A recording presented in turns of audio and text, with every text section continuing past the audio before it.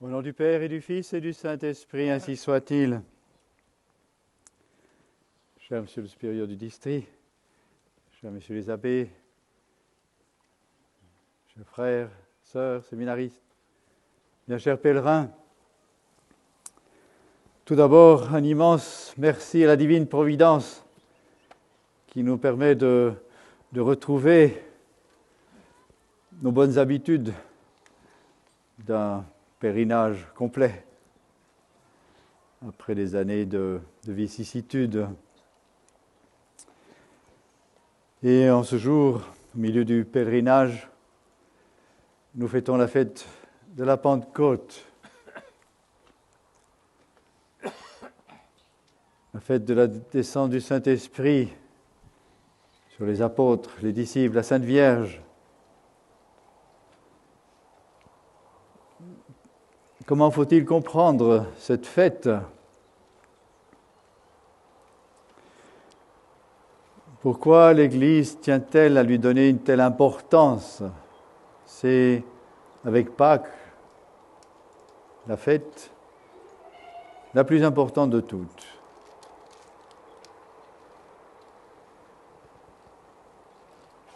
On touche un immense mystère. Et ce mystère, c'est une action directe du bon Dieu dans la création pour communiquer aux hommes, à ces créatures, non pas quelque chose qui est de l'ordre naturel, mais de l'ordre surnaturel.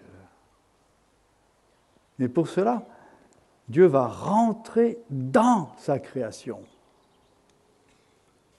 On parle de deux missions en Dieu.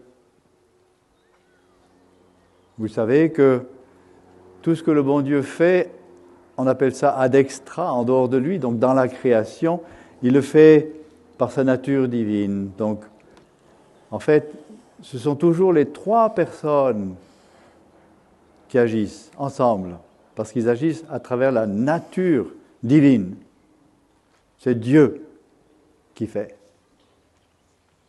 Mais pour nous aider à comprendre un tout petit peu mieux, pour autant qu'on puisse, la très sainte Trinité, eh bien on va attribuer certaines actions de Dieu à l'une ou l'autre des personnes. Et en particulier, on va considérer surtout deux choses quand on regarde l'ordre surnaturel. C'est tout d'abord que le Père a envoyé son Fils pour nous sauver. C'est la première mission. C'est notre Seigneur qui le dit, mon Père m'a envoyé. Notre Seigneur, qui est Fils de Dieu, qui est Dieu, va assumer une nature humaine, il va devenir homme. Et avec cette nature humaine, il va accomplir une mission extraordinaire. Les hommes avaient tout cassé en utilisant leur liberté tout de travers. Ils avaient désobéi, bon Dieu. Avec ça, ils s'étaient rendus ennemis du bon Dieu, fermé les portes du ciel.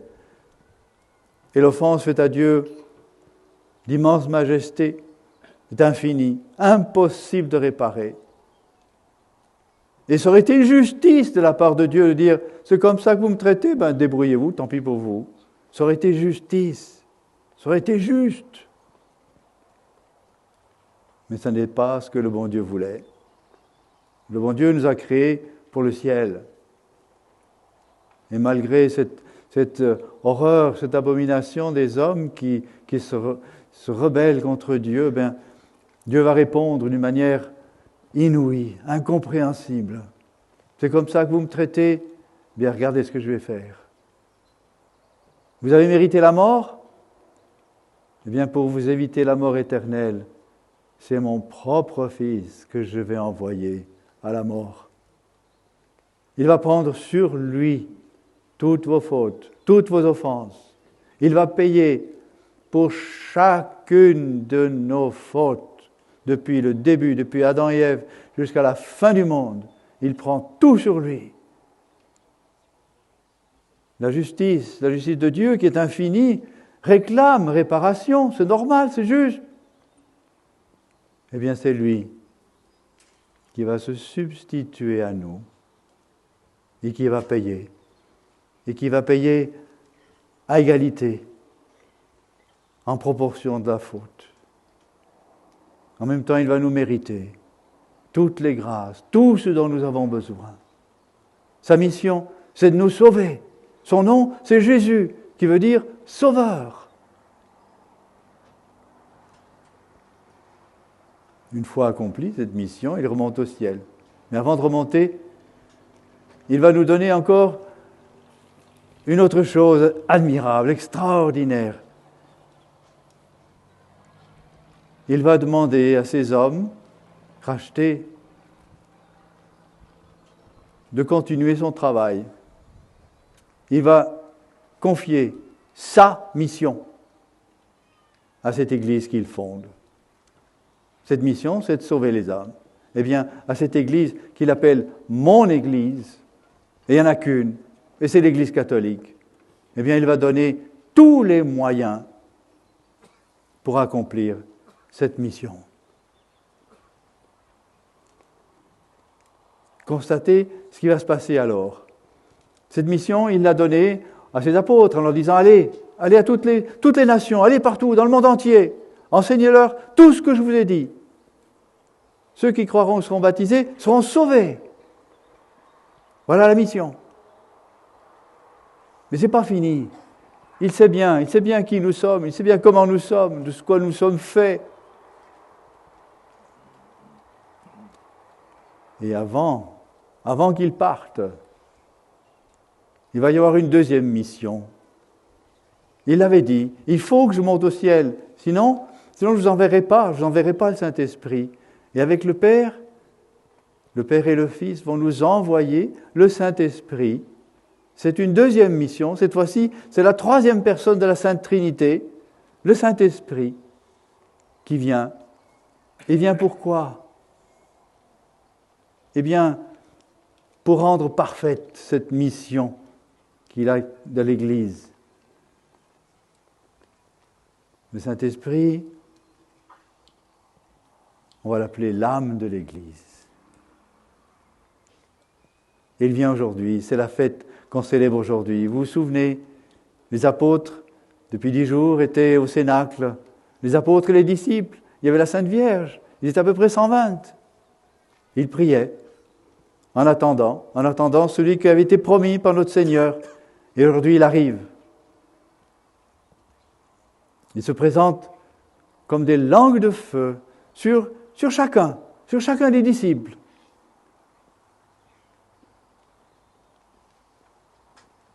Et c'est comme ça que l'Église est devenue visible. Il y a des citations de l'Église qui sont magnifiques, qui nous disent comme le bon Dieu a tiré d'Adam, qu'il avait endormi, de son côté, il a tiré d'une côte, il a fait Ève. Et bien ainsi, notre Seigneur qui dort sur la croix, de son côté ouvert, eh bien il va tirer l'Église. On peut dire c'est la conception de l'Église. La naissance, quand ça devient visible, c'est ça, la naissance, eh bien c'est aujourd'hui. Le Saint-Esprit, non seulement va descendre sur les apôtres, mais il va y avoir des manifestations extérieures absolument extraordinaires. Il va y avoir comme, aujourd'hui on dirait, une explosion, un bruit formidable. Et puis un vent aussi, qui attire les gens. Les gens, ils étaient curieux comme aujourd'hui, et ils viennent tous voir qu'est-ce qui se passe. Et c'est là, tout d'un coup, qu'on voit les apôtres sortir, qui jusque-là étaient, on a envie de dire, comme nous, plein de peur, plein de crainte. Et là, tout d'un coup, bien, cette crainte est complètement dépassée. Saint Pierre, qui, il y a quelques jours, quelques semaines, C'était un homme assez formidable, Saint-Pierre. Mais devant une servante, bien, les genoux l'ont lâché, pas seulement les genoux. Il a trahi son maître. Il a eu peur. Et là, tout d'un coup, ce même Saint-Pierre, il n'a plus peur. Il ose leur dire en pleine figure à tous ces Juifs là, vous l'avez crucifié, il est mort pour vous sauver. Ils n'ont plus peur. C'est le Saint-Esprit qui les anime. C'est l'Église qui non seulement cette fois-ci est fondée, mais devient visible. Et c'est là que ça commence, cette mission de sauver des milliers d'âmes, déjà dès ce premier jour, se convertissent, sont baptisés. C'est formidable. Eh bien, ce Saint-Esprit qui commence à la Pentecôte, notre Seigneur nous a promis qu'il allait continuer jusqu'à la fin du monde.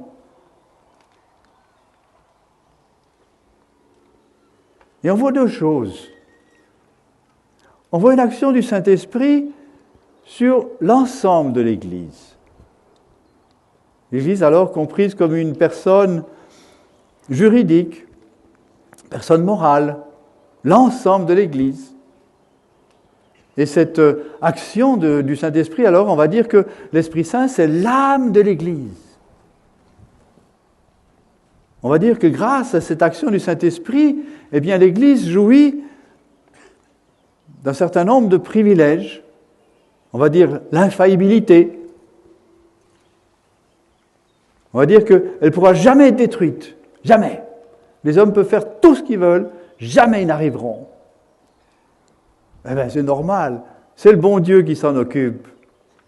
C'est l'Église du bon Dieu, l'Église de Dieu. Donc il y a une action sur toute l'Église.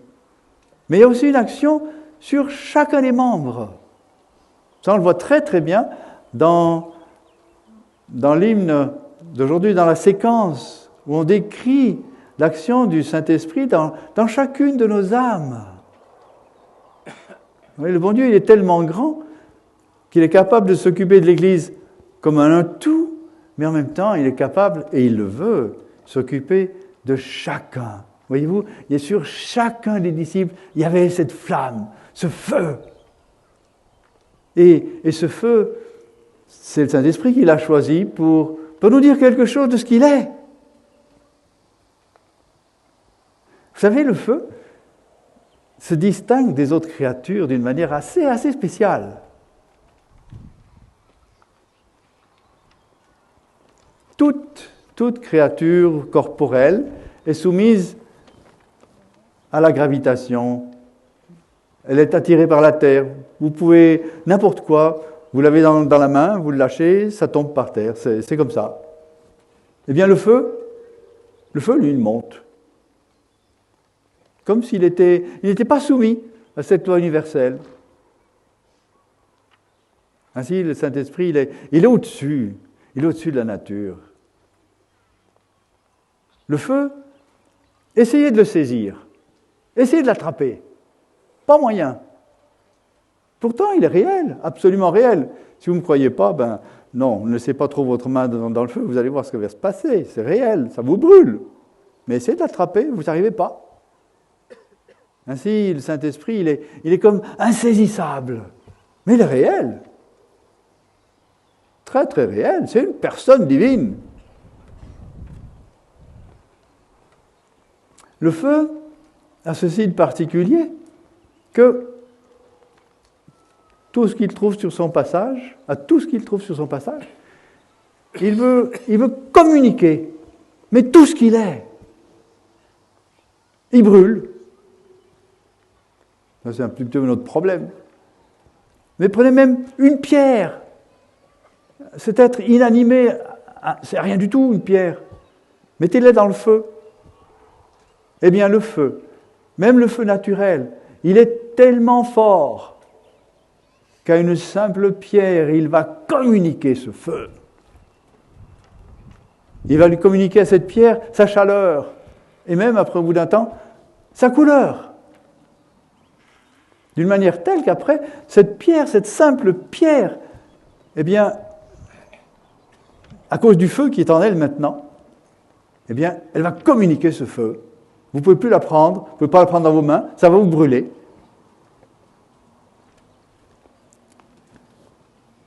Le feu, c'est aussi la lumière. Et constatez ce que fait la lumière dans l'obscurité. La lumière, lui. Mais d'une manière telle que aucune obscurité, jamais, ne pourra s'opposer à la force de la lumière. Une simple allumette, une simple chandelle allumée, elle brille. Quelle que soit l'obscurité, qu'elle soit totale, peu importe, personne, aucune créature, rien ne peut résister à la lumière. Ainsi, personne ne peut résister au Saint-Esprit. Et nous touchons là quelque chose de capital, d'important. Si le bon Dieu nous envoie cet esprit, c'est qu'il sait que cette Église aura affaire à des ennemis. On l'appelle militante, pas pour rien. Il y a le diable, il y a le monde, il y a même en nous toutes ces mauvaises inclinations qu'on appelle les défauts. De tous les côtés, on est assailli par les adversaires qui essaient d'empêcher cette mission de sauver, d'aller au ciel. Le bon Dieu le sait.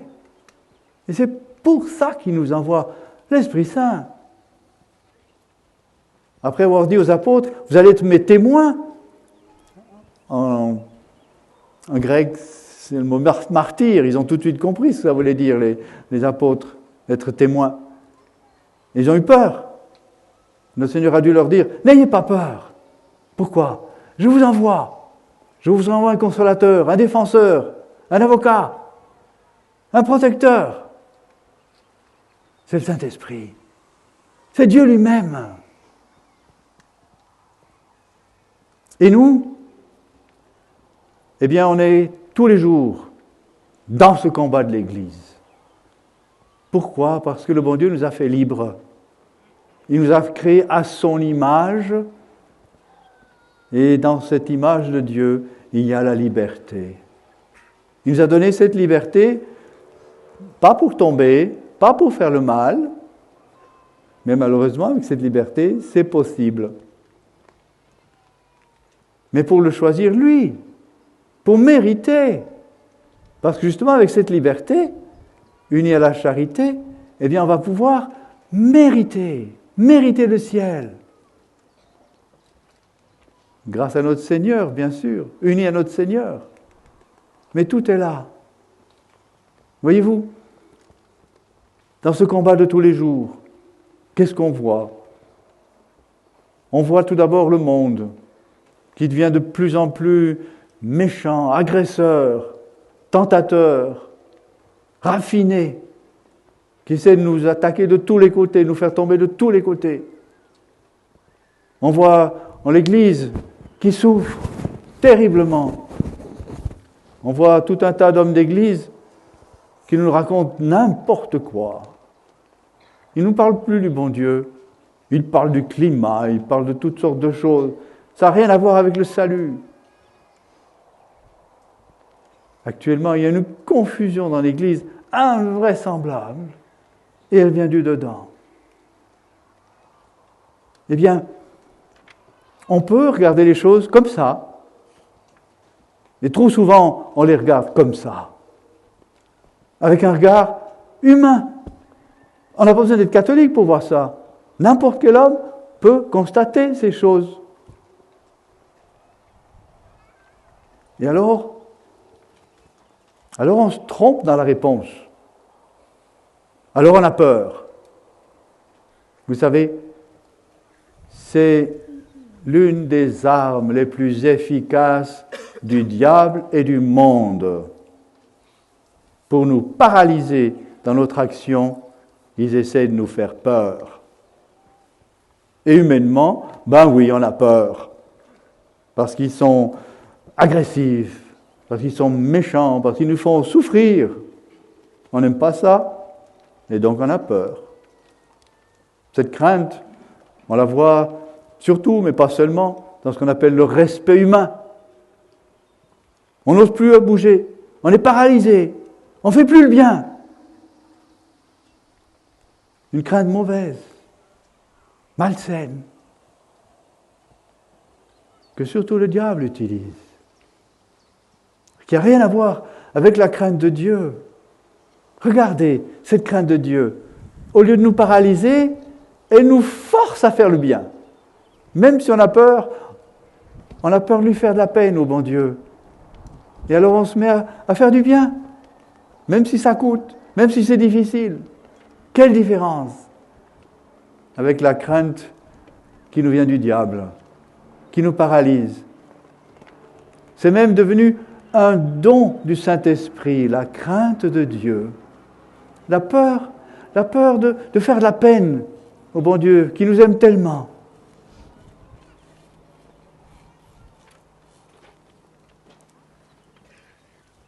Cette action du Saint-Esprit, pour nous, il vient pour nous fortifier. Il nous laisse libres. On peut dire que c'est le problème. Il nous demande de dire oui. Et si on ne dit pas oui, il nous laissera dans notre liberté. Et rien ne se fera. Par contre, dès qu'on dit oui, il fait des merveilles. La Sainte Vierge l'a dit, celui qui est tout-puissant a fait des merveilles en moi. Eh bien, cette parole, elle doit être vraie pour chacun d'entre nous. Il n'y a pas d'exception. Ce même Saint-Esprit veut venir, veut vous animer, chacun d'entre vous, pour y faire des merveilles. Il n'y a pas d'exception. Cette liberté qu'il nous a donnée nous oblige à faire ce qu'on peut de notre côté. On appelle ça l'ascèse, si vous voulez, la mortification. On fait des efforts, on se mortifie, on évite les occasions de péché. On fait ce qu'on peut de notre côté. On essaie de grandir dans les vertus. Saint Thomas nous dit que cette action du Saint-Esprit en nous, elle est voulue pour tous. Tous doivent arriver au premier pas de ce qu'on appelle la mystique. Alors attention, je ne parle pas d'extase et des trucs comme ça, non. Je parle de l'action du Saint-Esprit dans l'âme. Le Saint-Esprit veut vous mouvoir du dedans. Et dans ce mouvement intérieur, il va faire de vous des merveilles pour le bon Dieu, pour sa gloire. Chacune des béatitudes, ce chapitre, il est dédié aux béatitudes. Eh bien, chacune de ces béatitudes va dépendre de cette action du Saint-Esprit à laquelle vous coopérez. Le Saint-Esprit veut vous porter tous à toutes ces béatitudes.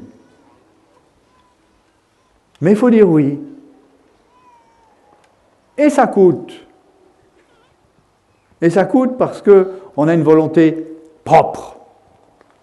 On l'appelle propre, mais il faut bien comprendre ce mot propre.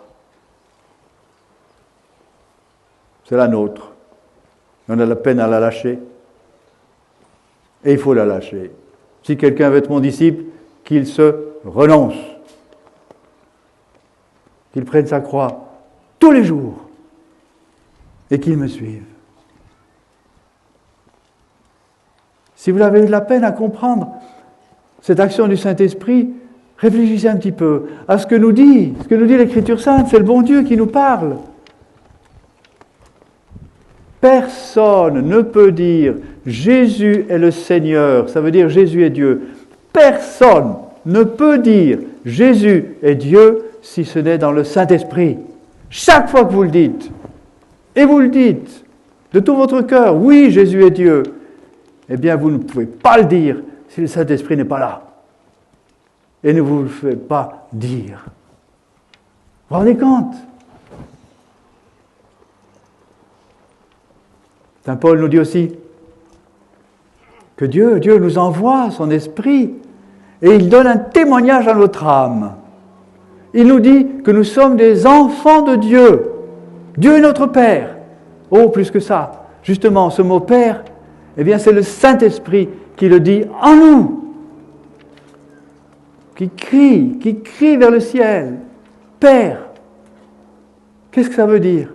Ça veut dire que chaque fois que nous tournons vers le bon Dieu et que nous lui disons Père, chaque fois que nous nous comportons comme des enfants de Dieu, eh bien c'est d'abord le Saint-Esprit en nous qui le dit et qui nous prend dans ce mouvement qui est extraordinaire. Il nous met dans l'attitude du Fils. Et le Fils, c'est notre Seigneur. Dans cette relation du Fils au Père.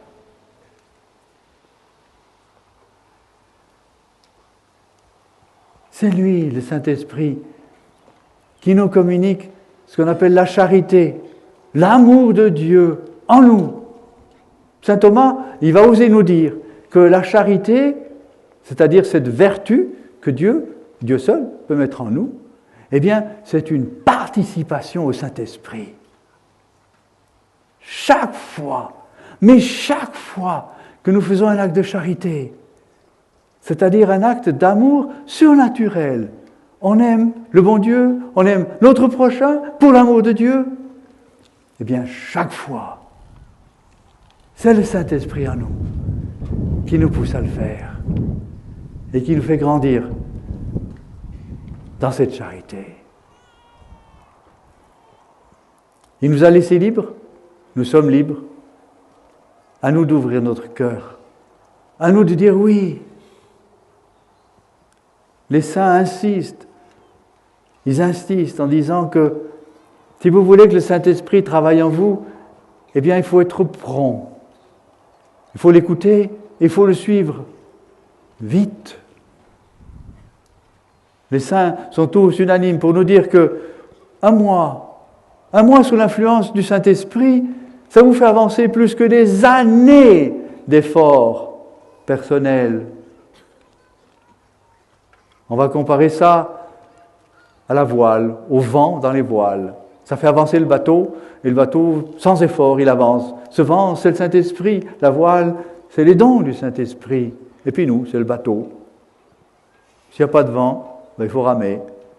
C'est nous qui faisons nos efforts personnels. Vous voyez bien combien d'efforts et combien d'avance peu, au contraire du vent.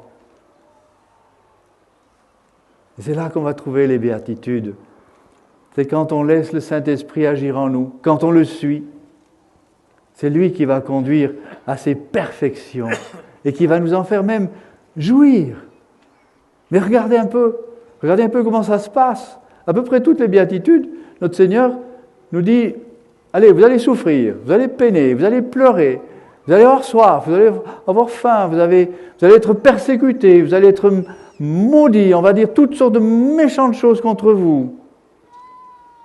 Et notre Seigneur nous dit, eh bien, si ça vous arrive, bienheureux êtes-vous. Ces béatitudes, elles sont liées ici-bas à la croix. Et pourquoi? C'est encore une merveille. On va finir avec ça. C'est encore une des merveilles du bon Dieu. Le péché nous a soumis à un régime de souffrance. Il n'y a rien à faire. Tant qu'on est sur terre, on aura des souffrances, on aura des peines. Et notre nature, elle n'aime pas ça. Et notre nature, elle fait tout pour essayer d'y échapper.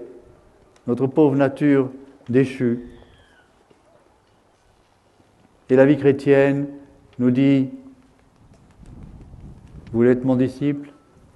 Prenez votre croix tous les jours. Embrassez ces peines. Embrassez tout ce qui vous met par terre, tout ce qui vous diminue, tout ce qui vous humilie, tout ce qui est contraire à la perspective du monde. Pourquoi? Comment ça se fait? C'est la sagesse du bon Dieu. Le bon Dieu va utiliser précisément ça, c'est-à-dire ce qui est d'abord le châtiment pour nos péchés, et le transforme en remède. C'est le remède dont nous avons besoin pour guérir de nos défauts. Ça va même beaucoup plus loin.